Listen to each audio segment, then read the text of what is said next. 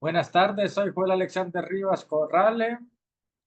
El día de hoy voy a hablar de la entonación, dicción y expresión de la asignatura de redacción y oratoria jurídica impartida por la licenciada María Castillo Castillo.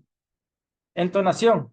La entonación es la variación en la sucesión de altura o frecuencia al pronunciar la sílaba que componen las palabras que constituye la oración, teniendo vinculación con el contenido que se quiere comunicar.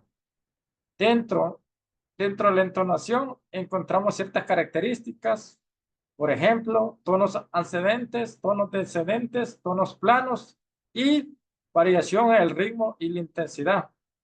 Dentro de la entonación encontramos ciertos elementos como ser entonación enunciada o afirmativa. En esta entonación enunciativa, las oraciones suben de tono desde el inicio de la frase hasta una sílaba acentuada.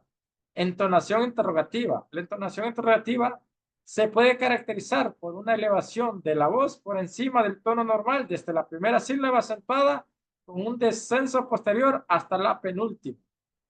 Entonación suspendida. Aquí viene y se determina por una altura tonal media y un ascenso y manteniendo del tono. Y por último, la entonación exclamativa. Aquí se pretende mostrar el estado anímico del hablante y se caracteriza por los ascensos y descensos tonos rápidos. Ahora vamos a hablar del concepto dicción.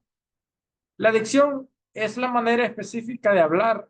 Esto es de elegir y pronunciar las palabras de modo tal que puedan ser perfectamente comprendidas por quien escucha. Por lo tanto, es normal hablar de buena o de mala dicción dependiendo de la capacidad de una persona de manejar correctamente el lenguaje hablado.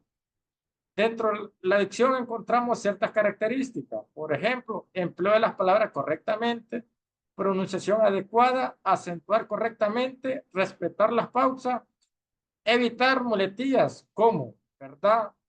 Por ahí y etcétera. Dentro de la dicción encontramos elementos como ser la articulación. Se trata del correcto posicionamiento de los órganos del aparato fonador para producir lo más claramente. La vocalización se trata de la correcta proyección de la voz.